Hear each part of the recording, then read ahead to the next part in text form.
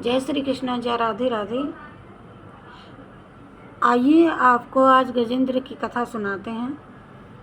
सुनिए बड़े ध्यान से। जय श्री कृष्ण, जय राधे राधे। आर्त भक्तों में गजेंद्र का नाम लिया जाता है। ग्राही ने जब गजेंद्र को पकड़ लिया तो पहले उसने अपने साथ वाले हाथी हथनियों पर भरोसा रखा और बहुत वर्षों तक लड़ता रहा, पर जब किसी का सहारा नहीं रहा तो बेचारा डूबने लगा। तो उसने अनन्यता से प्रभु को याद किया और आर्त होकर के पुकारने लगा।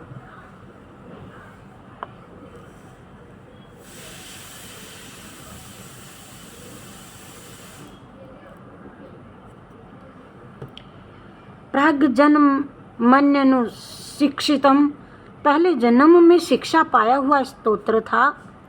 उसको इतना ही याद आया कि कोई एक परमात्मा है जो सबका मालिक है। आपत्ति में भी पुकारा जाता है तो वह रक्षा करता है, ऐसा ज्ञान हुआ। भागवत में गजेंद्र मोक्ष आता है, उसमें वर्णन आता है कि गजेंद्र ने भगवान के स्वरूप का ध्यान नहीं किया।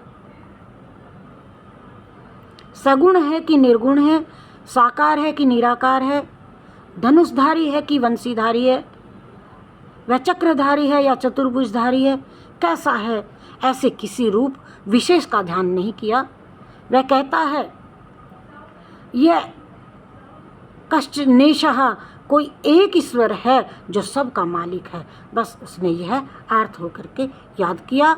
बलिनो अनंत कोरगातः, महान बलवान अंत तक है और मानो सांप खाने को दौड़ रहा है। मौत जिसके पीछे पड़ी हुई है, ऐसे प्रचंड वेगात मौत का बड़ा भारी प्रचंड वेग है। और प्रपन्ननम यद्वद्यात् परिपाति, मृत्यु संपूर्ण संसार का नाश करती है। वह मृत्यु भी जिससे भयभीत होकर के दौड़ती है, उस मृत्यु के भय से शरणागत वत्सल उसकी रक्षा करता है।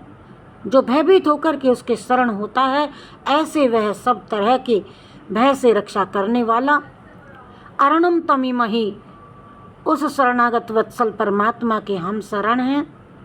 भगवान प्रकट होकर के उनका दुख दूर कर देते हैं। आदमी के जब आफत आती है तब उसकी वृत्ति संसार से हटती है और संसार से हटते ही भीतर प्रकाश होता है। संसार में मन लगाने से अंधेरा होता है, आफत आने से जग जाता है। ऐसे आदमी नींद में सोया हुआ हो और उसके सुई चुभोई जाए तो वे जग जाता है। ऐसे आपत्ति में आदमी जाग जाता है।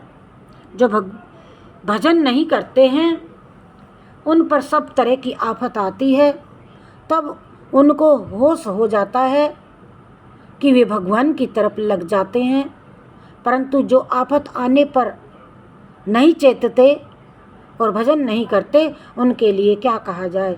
हरि शरणम हरि शरणम हरि शरणम हरि शरणम हरि शरणम हरि शरणम हरि शरणम हरि शरणम हरि शरणम